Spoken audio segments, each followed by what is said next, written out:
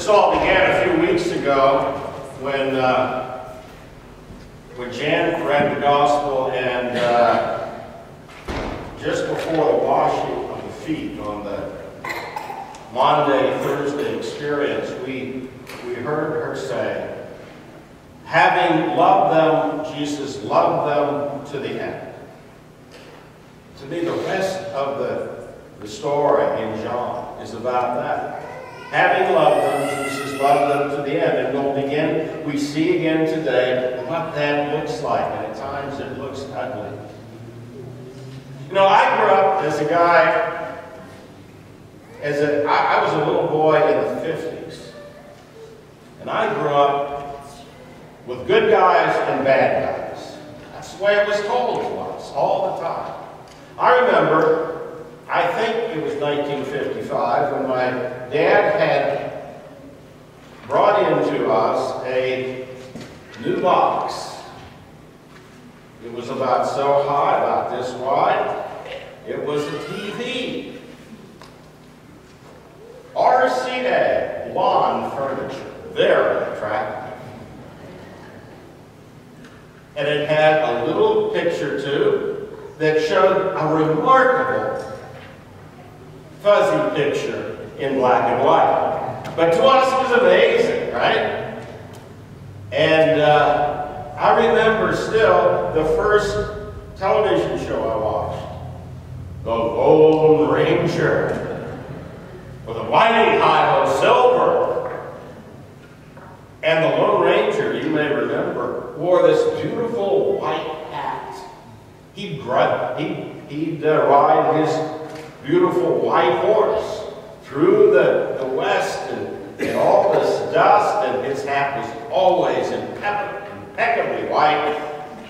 And the guys it was after always wore dark hats, right?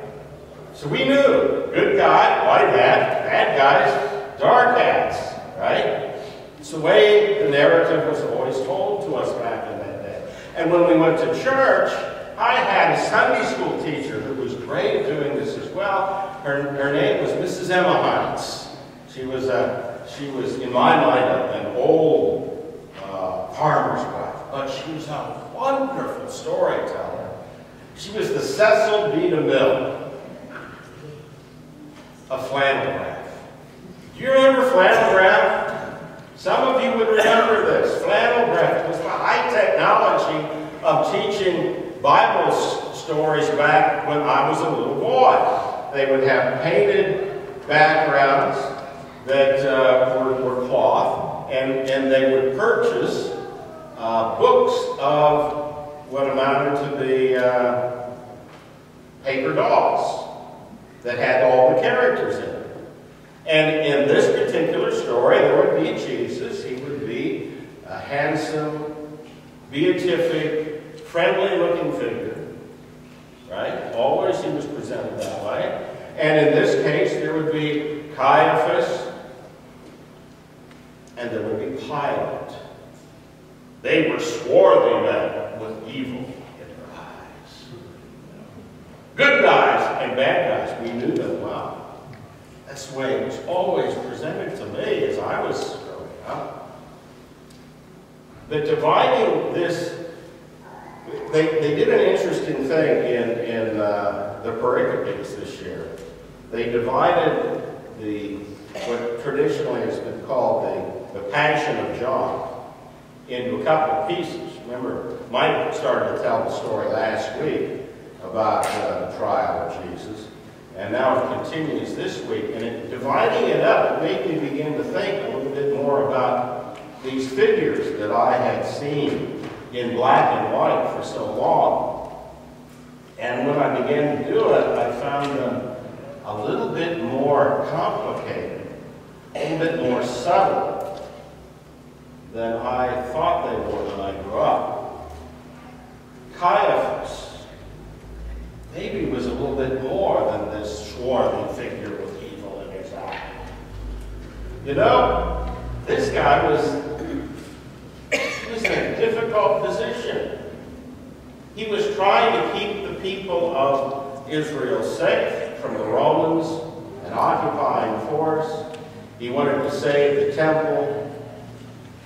He was trying to do what he thought was right. And so, for some time now, he's been talking to the other leaders in the temple, saying to them, don't you see what's happening here?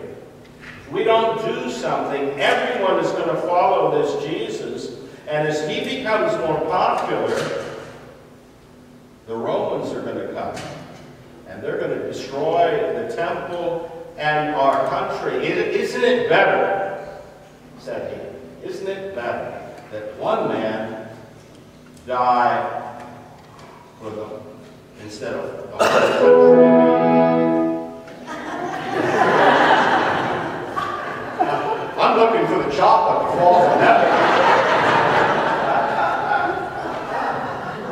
Because I learned that what we were talking about. You know, I'm in enough trouble. I think we were talking about Pilate. No, not Pilate.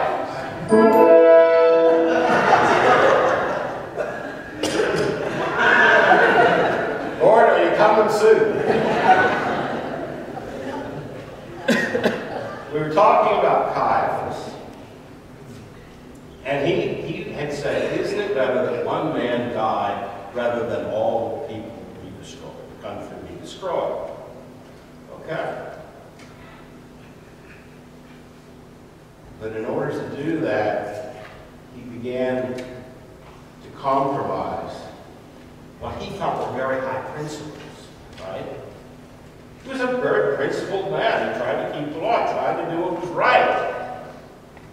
But in order to get what he wanted most, that is to protect the temple, to safeguard the people, he began to compromise himself. And finally, Jesus died. Pilate, isn't it interesting to see Pilate in this story very strongly say, Jesus is not guilty. Twice he comes out and really goes against the Jewish authorities and what they wanted. He wants to keep peace. That's his job. If he's going to keep his job, he's got to keep peace. But twice he says, I find nothing against this man. But he too ends up being compromised. And those high ideas of what's right and wrong, they tend to go out the window. That's what happens with him as well. We see that going on in Washington, D.C. these days. Don't we? I mean, I grew up back in the 50s, 60s, being told that these were high-principled men who would do anything for the country. They had differences, but when it came down to it, these statesmen would do what was right for the country. They would say they are principled men still, and women, and they'll do everything for the country until their party says, no, it'll make the other side look good if we do that. Right? So their principles tend to go out the window. You and I run into this as well, you know. We become compromised. Right now I'm thinking of the international economic system that we all are part of. That system is so complicit in injustice in our world. There's no way around it. We all live with this economic system that at some point grinds out the car. It does. We know that. We hear the story. The other day, last Sunday, in fact, I ordered a pair of blue jeans from my favorite store, Amazon, because I don't have to go to the store if I get it from Amazon. Tuesday, they came in the mail, and I pulled them out. I looked, they were right. They're the kind of blue jeans that I had ordered. Nice, good American blue jeans. They're the size that I had ordered. And I'm I'm wondering now, are they going to fit? Because they're a smaller size than I've been wearing, hoping they're going to fit. And I begin to pull them out, and I think, good American blue jeans, and I look, made in Sri Lanka. Sri Lanka. Well, that surprised me a little bit, and I began to think of the stories I hear of the conditions of working in Sri Lanka.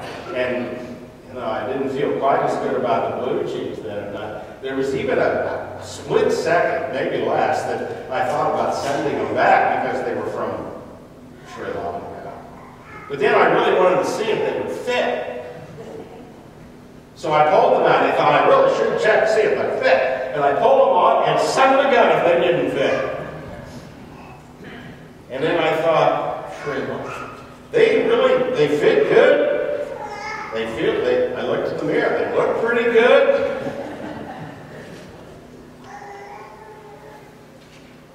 The price was right. What can I do about Sri Lanka? That's the last thing I thought about that until I was thinking about sermon ideas. And I realized I too am compromised. Right? I too. We all are compromised by the world in which we live. This story is all about the sin of humanity, our compromised collective selves over against the power, the holiness, the righteousness of God. What happens is this. Pilate, already sensing that this is a trumped-up charge, takes Jesus and does what we think is pretty awful, but at that time it wasn't that big a deal, you know? He has him scourged. He has him whipped. And we'd think that's terrible. But last Tuesday I was talking to the men at the men's group, and we started chuckling about how we were disciplined back in school days. Remember? We were laughing about it. And, you know, today they would call it child abuse. We got paddled, you know? At least a couple of us. I did. And it was unjust, I'm sure. But it happened, you know? But we were laughing about it. Nobody was complaining about it. It's just how life was back then. That's the way it was with Jesus and Pilate. He has him whipped, and they put this crown of thorns on him, and they come up and they humiliate him. Hail, King of the Jews, as he's bleeding. And he brings him out, and I think all of that was set up to try to make him more sympathetic to the Jews. Right? To save his life. But it doesn't work. He said, we have a law, and by that law he ought to die because he has said he is the Son of God. At that point, that got Pilate's attention. He takes him back into the headquarters, and it says Pilate by then is afraid. Pilate wasn't used to being afraid. He knows this is a trumped-up charge.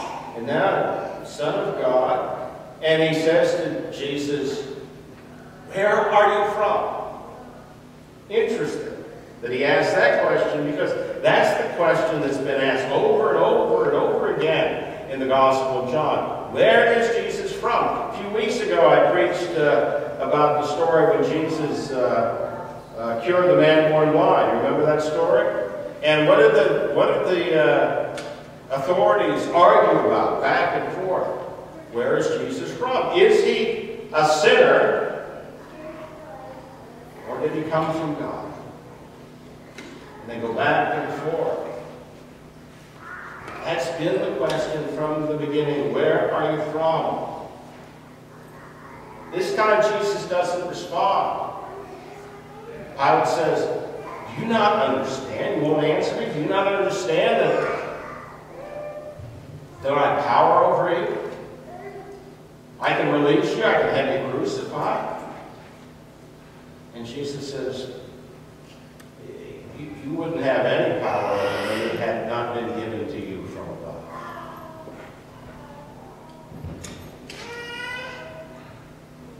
So again, Pilate brings him out. He brings him out and he says, I find no case against him. Behold the man. He's bleeding. He's still in his faux king outfit, you know, purple robe. He's no doubt bleeding through that crown of thorns. The blood's coming down. Behold the man. Not unlike the title we've been hearing. The Son of Man, right? God's Son. The Son of Man. And the Jewish authorities cry out again, away with him, crucify him, crucify him. Pilate tries again. He sits down on the judgment seat. He says, I find no case against this man. They said, again, they want him crucified. We have a law. By that law, he should be crucified because he says he's the Son of God. He says, do you want me to crucify your king? We have no king. But Caesar. Interesting. The high priest is arguing that he should be crucified. Why? Because he said he was the Son of God. We have no king but Caesar. Caesar doesn't say he's the Son of God. He says, I am God himself. So with that, the high priest has become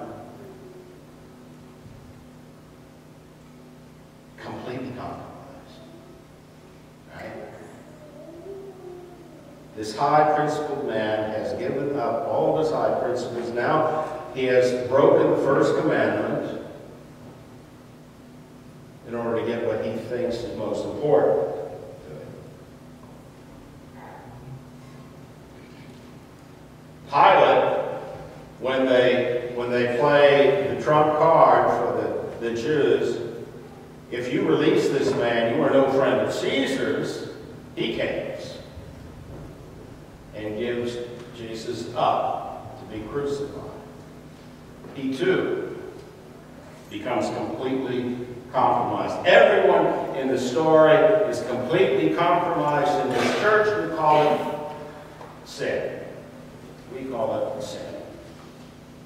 Everyone is compromised to the extreme except for Jesus. You know, Pilate wanted Jesus to compromise. He says, talk to me, man. I'm trying to let you off. Don't you get it? But Jesus will not compromise. No. This is the reason he has come. To face evil, the collective evil of humanity down. And he does it here. Why? Because having loved them, he loved them to the end. Jesus was all in with that. He will do whatever it takes to love us to the end. That's the good news in this story. You've got to look twice to find it, but that's the good news. Jesus will not compromise himself in order to avoid the pain of what he's going to go through. Because he will not give up on us. He will not throw us under the bus in order to save himself. Having loved them, he loved them to the end. He loved us then. He loves us today. That's why we come to church, to hear the good news shared in word and receive the love of God in sacrament. As we come to the table this day, Jesus awaits us, eager to embrace each one, knowing full well that we are compromised, that we are sinful human beings. But still, he loves us. He loves us to the point of saying, despite your sin, you are forgiven, child. Come with me from death into life. A new beginning is given to you. I walk with you from this place this day, so that as you go into your life again, I will go with you to share with you the strength of the Holy, so that you might share the love that you've experienced here